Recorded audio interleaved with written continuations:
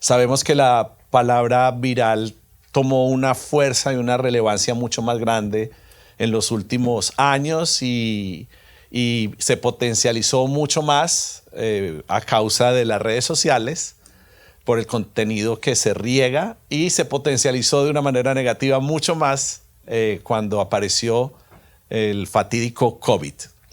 Pero esta serie no tiene que ver con cosas malas, ni cosas negativas, ni con tendencias, ni con cosas que están de moda. Usted vino a la iglesia y vamos a predicar la palabra de Dios. El título de viral es porque el mensaje del reino de Dios se ha difundido con rapidez y se va a seguir difundiendo.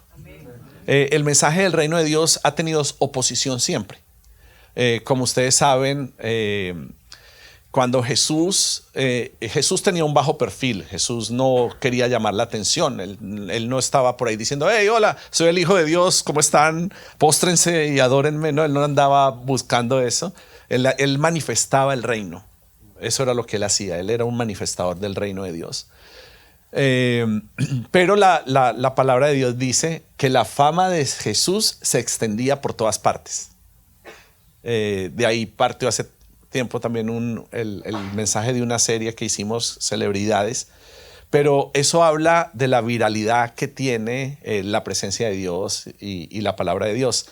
También en el libro de los Hechos, en el inicio de la iglesia, vemos que había una propagación del mensaje de salvación tremenda.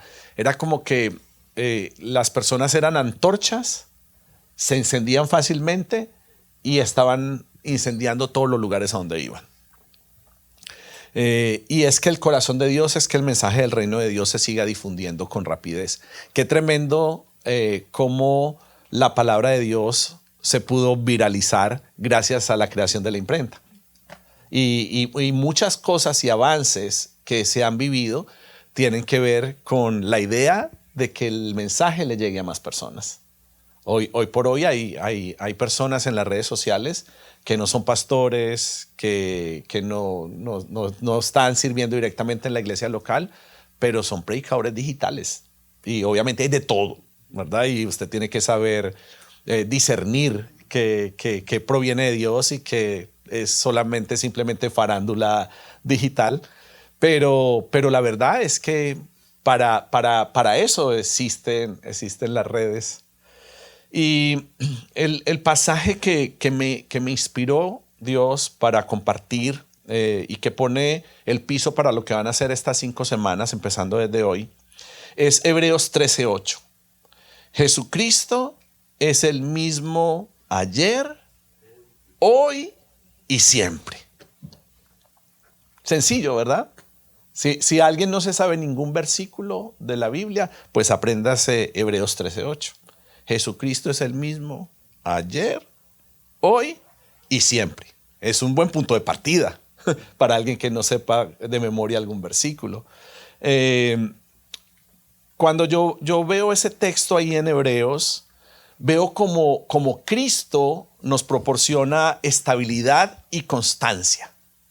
¿Por qué? Porque vivimos en un mundo donde las personas cambian, donde los cuerpos celestes, que son fuentes de luz, están sujetos a cambios. El sol sale y se pone. La luna crece y mengua. Las estrellas se mueven en el cielo. Vemos cómo pueden cambiar relaciones, cómo matrimonios tristemente se pueden disolver, porque la gente cambia, las personas cambian, pero Jesucristo no cambia. Es el mismo ayer, hoy y siempre.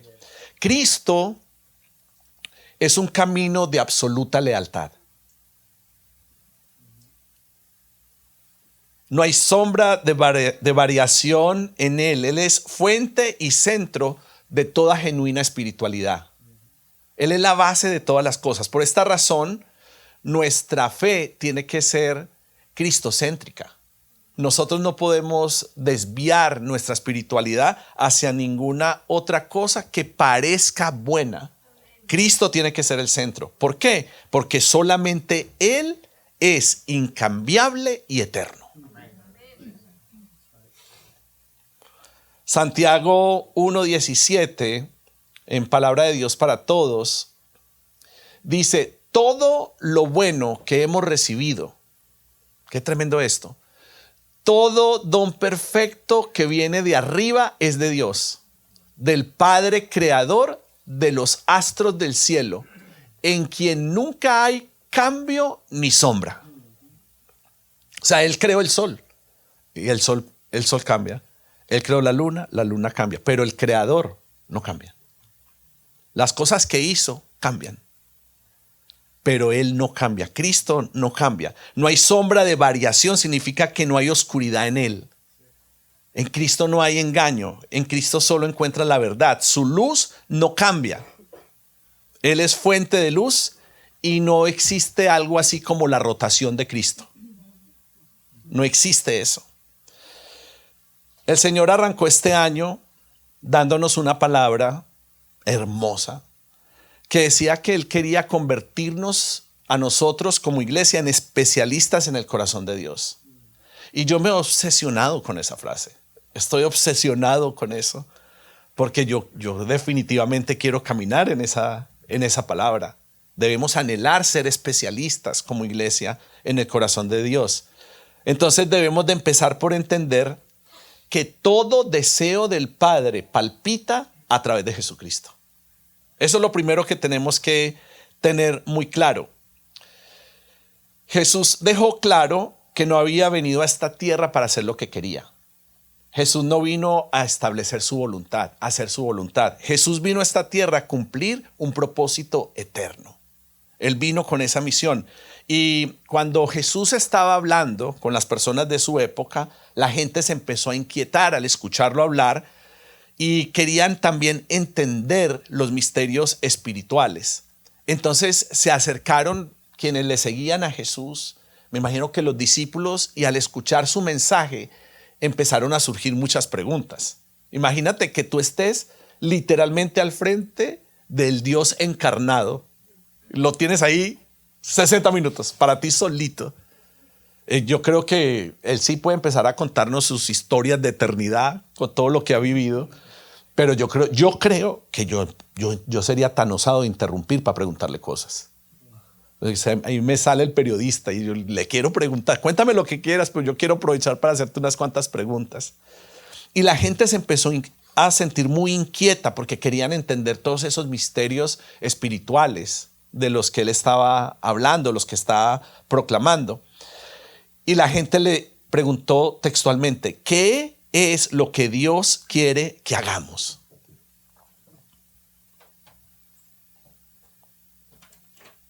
¿Qué es lo que Dios quiere que hagamos?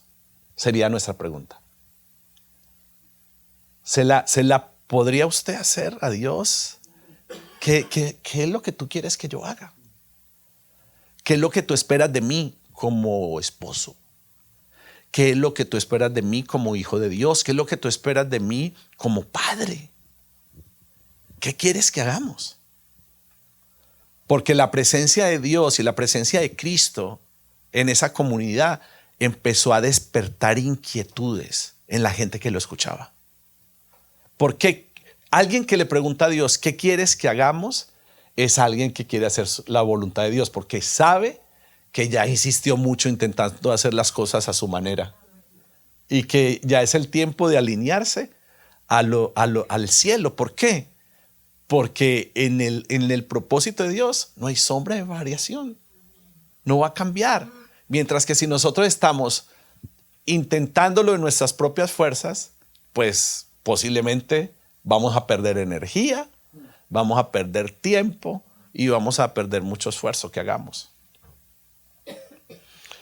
Y la respuesta de Jesús creo que debe también atraernos a nosotros, porque el Mesías contestó: esto es lo que Dios pide que hagan, que crean en quien Él envió. Tan sencillo, ¿no? Uno pensaba que iba a dar instrucciones, pasos a seguir, un montonón de cosas, porque claro, la tendencia o la tentación de nosotros es pensar que para acercarnos a Dios tenemos que hacer cosas. Se trata de hacer. Ahí es donde nacen las religiones. Y ahí es la discusión de las religiones. Porque todas dicen, no, es que hay que hacer esto. La respuesta de ¿qué quieres que hagamos? La religión la contesta con tareas. Pero Jesús desmintió la religión. Y Jesús dijo, no, es que no se trata de lo que tú puedas hacer. No se trata de tu estrategia para acercarte a Dios. Lo único que debes de hacer es creer en quien el Padre envió. Y ahí está la sustancia de nuestra espiritualidad y de nuestra fe, en que podemos creer que Jesucristo fue enviado por nuestro Padre Celestial. Entonces, durante estas semanas, lo que Dios quiere hacer con tu vida, lo que Dios quiere hacer con mi vida, lo que Dios quiere hacer con Arde, es traer un despertar del corazón y de la conciencia. Él quiere que nosotros nos sensibilicemos. Lo que yo voy a estar compartiendo estas semanas es mucho más que enseñanza o conocimiento. Pero quiero que entiendan que yo no estoy diciendo que conocer está mal. Porque si conocemos nos acercamos a Dios, empezamos a entender. Pero lo que Dios se ha propuesto estas semanas, donde hay tantas distracciones en el mundo y donde hay tantas distracciones por la época en la que estamos, Él se ha propuesto revelarse más a nuestras vidas. Él se ha propuesto revelarse y revelarnos. Y eso me parece el mejor regalo de decembrino que podemos recibir. Qué detalle. ¿Por qué? Porque eso nos ayuda a salir de la ignorancia. Eso nos ayuda a salir de la cautividad. A salir de cualquier tiniebla, de cualquier mentira. La revelación será entonces a partir de prestar atención a su rostro. Claro que es importante la información bíblica. Claro que es importante saber acerca de su vida y de su obra. Pero es necesario ir mucho más allá. Necesitamos poner atención, necesitamos considerar, necesitamos observar. Por eso nuestros sentidos espirituales tiene que haber una activación con lo que vemos. Muchas veces necesitamos cerrar nuestros ojos para poderlo ver. Cerrar los ojos naturales porque uno está pendiente de fulanita, de peranita, de no sé qué, de no sé dónde, de qué pasó. Pero hay que desconectarse de lo natural para poderse conectar con la mirada de Jesús, para poderse conectar con Él. Hay una rama de la teología, no crean que voy a meterme en teología, pero hay una rama de la teología que se llama cristología. A lo que yo les estoy compartiendo se le llama contemplación.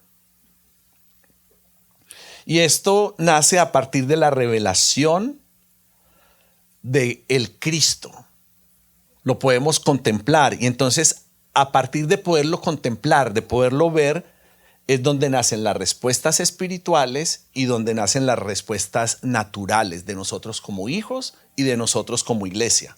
Ahí es donde nace la pasión, el amor, la devoción y la más importante de todas, la obediencia a Jesús. Porque si tú lo contemplas, tú quedas enamorado, encantado, fascinado. Quedas conectado completamente con su mirada. Y estas semanas yo siento que el Espíritu Santo de Dios me ha inquietado muchísimo para que nosotros realmente podamos ver, podamos oír y podamos sentir el Espíritu Santo de Dios. Que realmente lo podamos experimentarlo, que realmente lo podamos vivir. Y para que podamos experimentar a Dios, su verdad debe ser implantada en nosotros por medio de estas 5 verdades que son las que voy a compartir estas 5 semanas. La primera, Él vino. La segunda, Él murió. La tercera, Él resucitó. La cuarta, Él ascendió. Y la quinta, Él volverá. Son 5 verdades que nos van a ayudar a contestar la pregunta de esa generación y la pregunta de muchos en esta generación que dicen, ¿qué tenemos que hacer? ¿Y qué podemos hacer? Estas 5 cosas son acentuaciones o indicadores de que se va a consumar todo el plan de Dios. Familia Arde, Dios no está improvisando. Él todo lo tiene perfectamente conectado. Él lo tiene perfectamente establecido. Dios no está jugando con nosotros. Dios no ha jugado con el pueblo de Israel. Dios no está jugando con su iglesia. Dios no está jugando con sus hijos. Él nos ama. Él nos ama y no tiene problemas con que nosotros podamos disfrutar y gozarnos en la presencia de Él. Claro que Él quiere disfrutar con nosotros. Él quiere que nosotros nos recreemos en su presencia. Lo que pasa es que hay que aprender a recrearse en la presencia de Dios porque este mundo ofrece muchas tentaciones que le dan mucho más rápido placer a nuestra naturaleza carnal. Porque Dios es espíritu. Y para podernos relacionar con Él, tenemos que relacionarnos en espíritu y en verdad. Y esos son los adoradores que Él está buscando. Entonces, claro, la competencia, ¿saben qué? La competencia no está tan dura. Lo que pasa es que muchas veces nosotros somos muy testarudos y le damos más relevancia, más importancia a cosas pasajeras. Pero cuando uno le va cogiendo el gustico, cuando uno se va conectando con la fuente, uno en realidad empieza a disfrutar más de la presencia de Dios que cualquier placer. Que dormir, que comer, que estar en el Instagram, que comprar. Que los placeres físicos. Pero es necesario, obviamente, empezar a buscar, empezar a anhelar, empezar a contemplar. ¿Para qué? Para que dejemos de estar fascinados con cosas que en realidad no nos llevan, no nos siembran eternidad, sino que nos introducen a un mundo mucho más pasajero y banal y vacío. Pero cada uno de estos 5 indicadores nos van a ir perfilando, porque el Hijo de Dios vino. Él vino. Los agnósticos, los incrédulos, podrán decir muchas cosas. Hay tantas mentiras del Hijo de Dios allá afuera. Un montón. Por ahí estaba leyendo una carta, escuchando una carta que había escrito un emperador romano, supuestamente, en la que describía el aspecto de Jesús.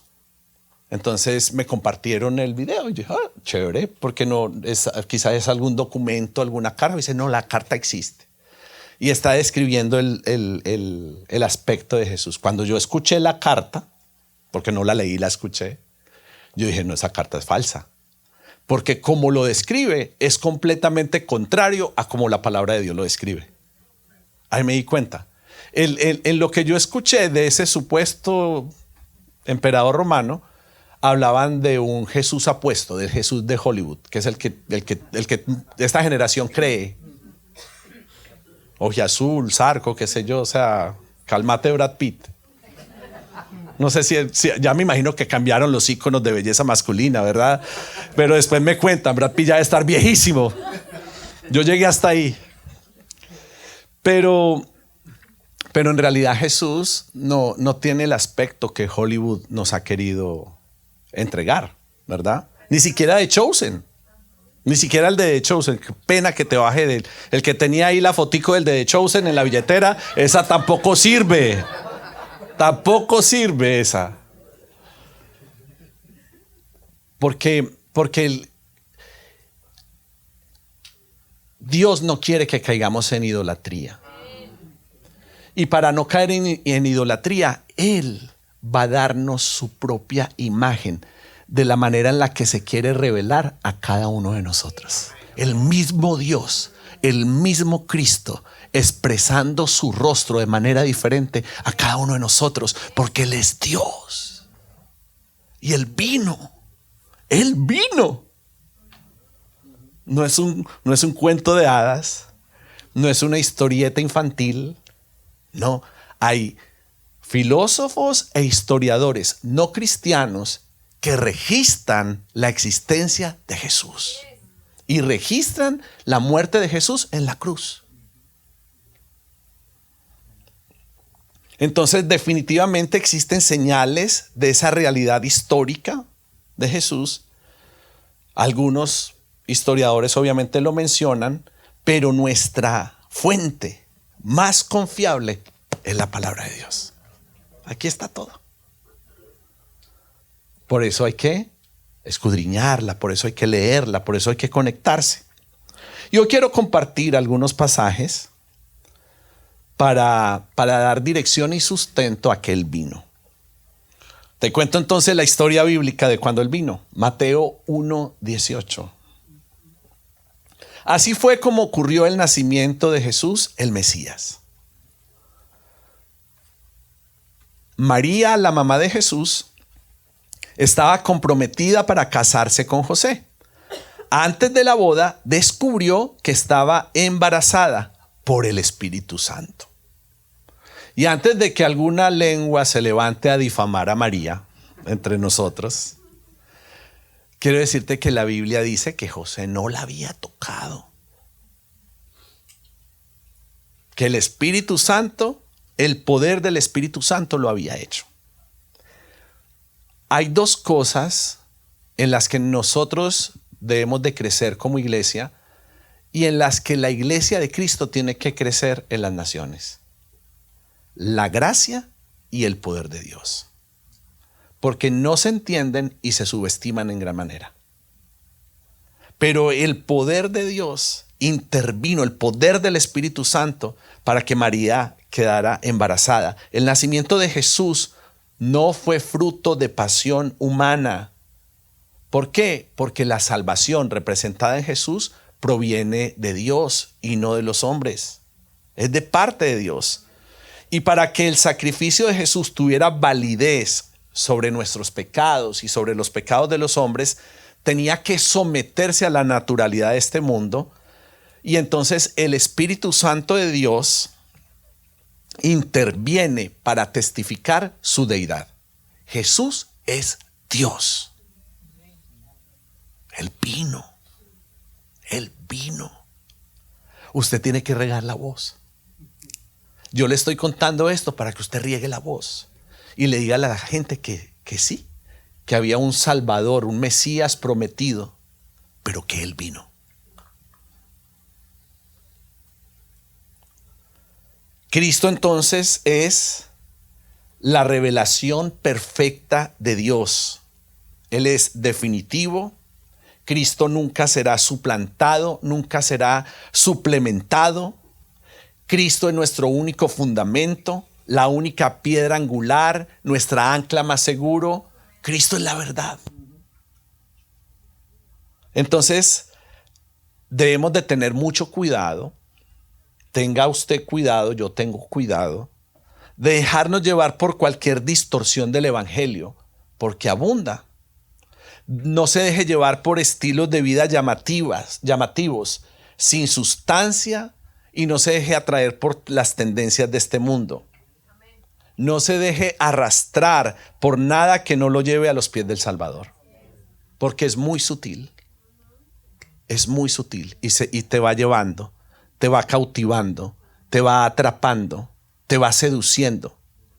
Y hay cosas afuera que terminan seduciendo a los hijos de Dios.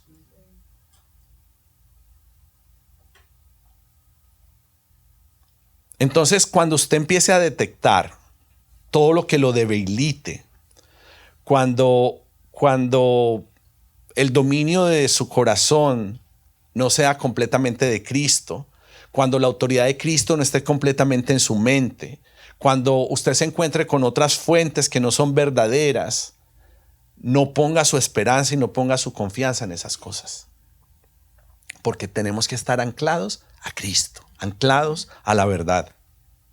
No piense que porque hay gente que le va humanamente bien, Dios está con ellos. No necesariamente. No haga todo lo que otros hacen por tener el fruto de otros. Haga todo lo que Dios quiere para tener el favor de Dios. Busque darle placer a Él. Busque conectarse con Él. Cambie la comparación. El ser humano tiene la tendencia a compararse. Y eso causa muchos traumas. Porque es que uno tiene la mala fortuna o la mala sabiduría de compararse los que supuestamente están arriba. Uno no se compara con el que está más llevado que uno. Uno siempre apunta a uno que esté más arribita. Entonces cambie en su vida. Esto es muy importante. Cambie la comparación por la contemplación. No se compare más, contémplelo a Él. Conéctese con Él. Conéctese con su realidad. Conéctese con su verdad. Dios es real. Él no solamente le habla al pastor. Él no solamente le revela al pastor. Porque a mí Dios no me habla y no me revela porque soy pastor. A mí Dios me habla y me revela porque soy hijo. Es por eso. No es por la función, es por lo que soy. Y nosotros somos hijos de Dios. Y Él quiere, ¿qué quiere? Relación. Él quiere conexión. Él quiere que entendamos que cuando nos montamos al carro, Él está ahí. Cuando esos que van en el avión, si hay alguien que ama a Dios, ahí va. Y ese avión llega porque llega por alguien que ama a Dios, que cree en Jesucristo. Y tenemos que entender la realidad de la presencia de Dios entre nosotros.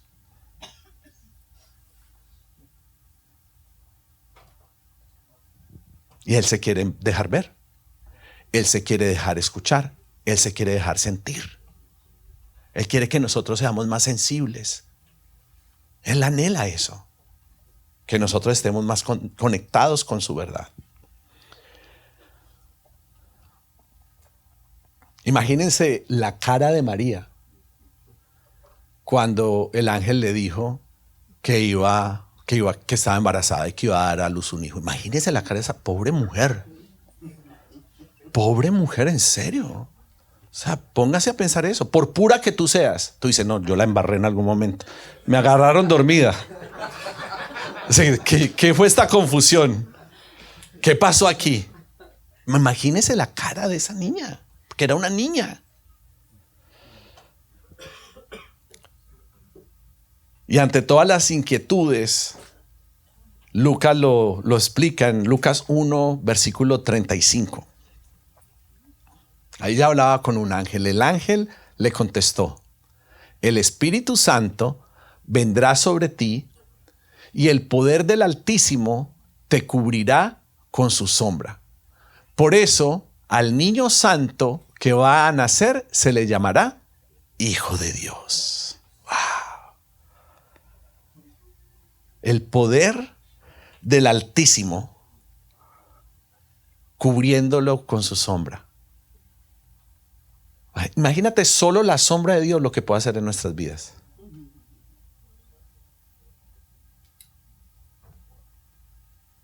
Y nosotros enredados tratando de resolver cosas. Y estamos al borde de una oración que todo lo puede cambiar. Pero como buscamos respuestas en otras cosas, como buscamos respuestas en otras personas, entonces nos abstenemos de hablar con Dios y decirle: Señor, que tu poder venga sobre mí y me cubra como la sombra que cubrió a María. Porque a medida que uno va dependiendo más de Dios, entiende que no es con fuerza, sino con el Espíritu. que no se trata de nuestra inteligencia, que se trata de la sabiduría de Dios. Uno va entendiendo que lo que Dios más nos está dando en esta tierra es tiempo para conocerlo más, para no estar distraídos y para empezarnos a conectar con su eternidad. Lo que quiero decir es que Jesús nació como un ser humano, pero sin pecado. No había pecado en él. 100% humano, pero sin heredar el pecado de Adán. Él no heredó esa maldición generacional. El niño, Jesús, fue... Aquí hay muchos niños que quizás nunca los envolvieron en pañales, de tela. Ya les tocó los desechables, ¿verdad? Algunos sin mentir, no mentiras. Bueno, yo sé que usé pañal de tela. Y Jesús fue envuelto en pañales de tela. Jesús lo acostaron en un pesebre. Él creció de manera natural. Seguramente le dieron barritos. Lucas describe en el Evangelio que Jesús se fortalecía y se llenaba de sabiduría mientras crecía en estatura y en gracia para con Dios y para con los hombres. O sea, el Hijo de Dios en el cuerpo natural iba creciendo en el favor de Dios con la gente que lo rodeaba y también con Dios. Como que uno no sabe a quién tiene al lado hasta que se empiezan a manifestar cosas del reino en él. Porque hay un tiempo donde el niño espiritual es inmaduro, pero hay un momento donde tiene que pasar de la infancia a la adultez. Y en términos espirituales, todos tenemos que vivir ese proceso. Ahora, si María estaba pensativa, ¿han pensado qué era lo que pasaba por la cabeza de José? O sea, esto tiene que ser un chiste. Porque José estaba enamorado de verdad de María. Él estaba enamorado de María. José era un hombre bueno.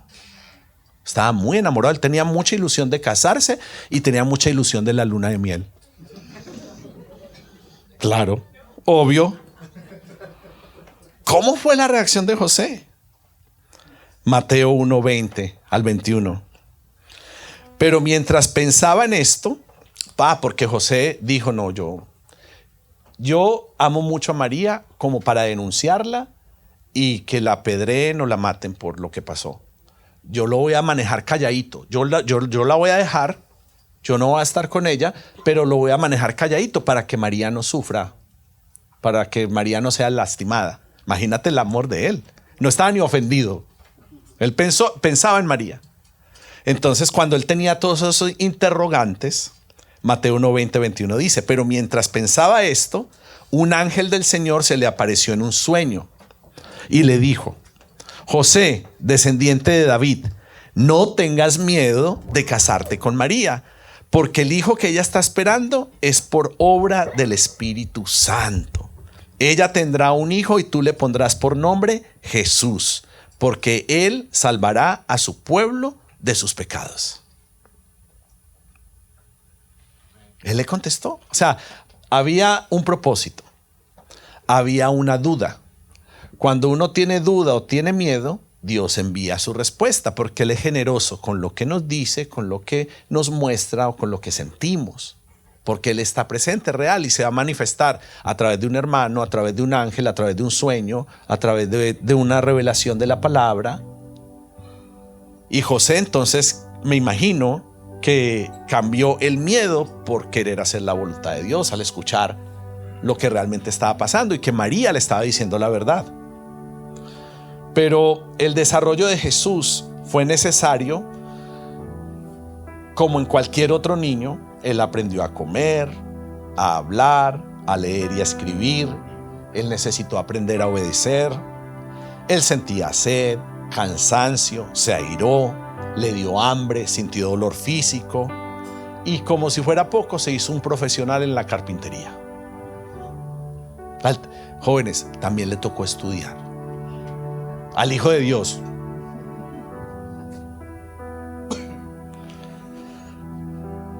Jesús fue tan humano que experimentó crisis emocionales. Por ejemplo, cuando él se dio cuenta de la traición de su compañero y de su discípulo, Juan 13:21 lo escribe así: Jesús se entristeció profundamente y declaró: les digo la verdad, uno de ustedes me traicionará.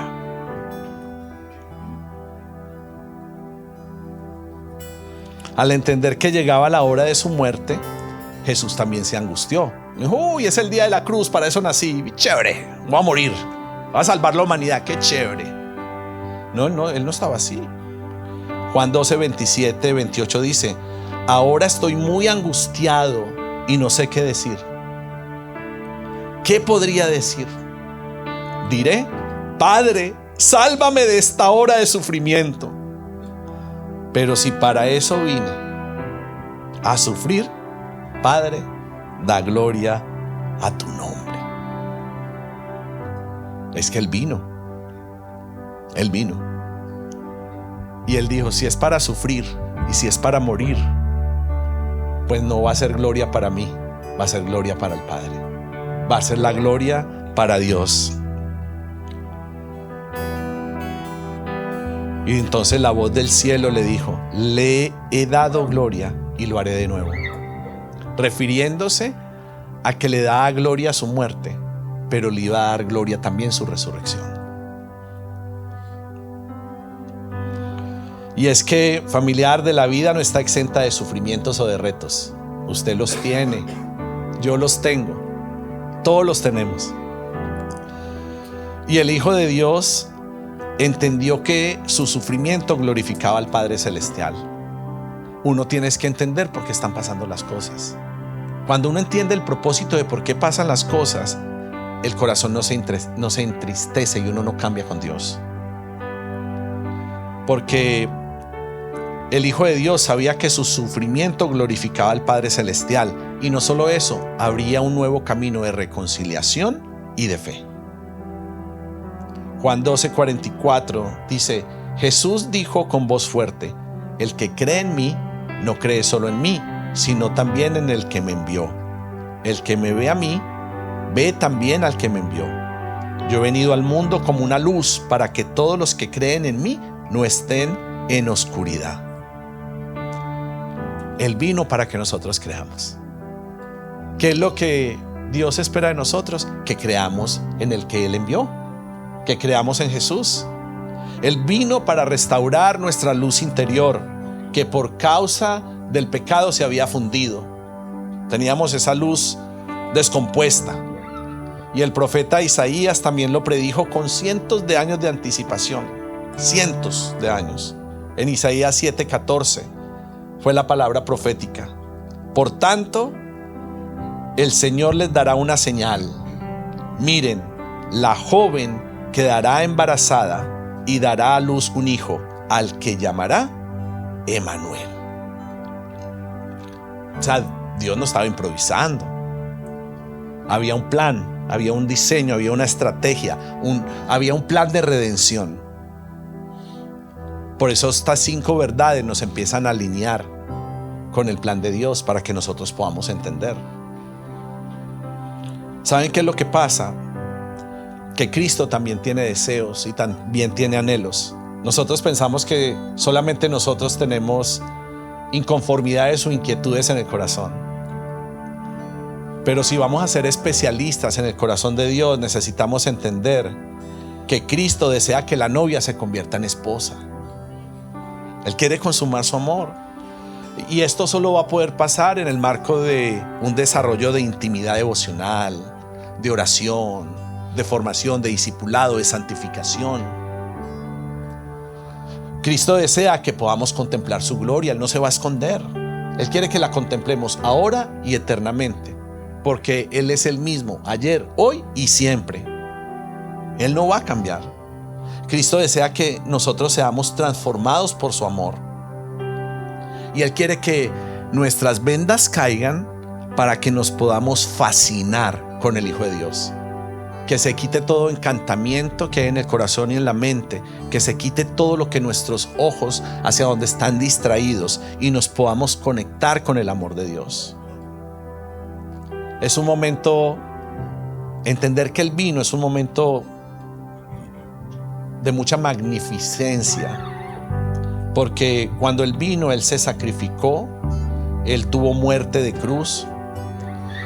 Y la misión de Jesús cuando Él vino no era social, no era política como creían los judíos de la época, que venía a cambiar el régimen, tampoco era física. La razón por la que Él vino era una razón moral y espiritual. Él vino para quitar de en medio el pecado y vino para salvarnos del castigo. No solamente quitó de en medio el pecado que había entre nosotros y Dios, sino que nos salvó del castigo. O sea, es un 2 por 1. Esa promoción es la promoción. Y lo que Dios quiere que nosotros entendamos es que Dios es amor. Y que en Cristo está representado el amor que Él tiene por cada uno de nosotros. Y que aunque podamos estar viviendo procesos, desafíos, dolor, lágrimas, nosotros debemos de mantenernos firmes con nuestro corazón y nuestra mirada puesta en Jesús. Debemos de orar, debemos mantenernos en oración, porque la oración nos ayuda a recibir la fuerza que el Padre nos da por el poder de su Espíritu Santo. Mantenernos en la conexión para que no haya distracción.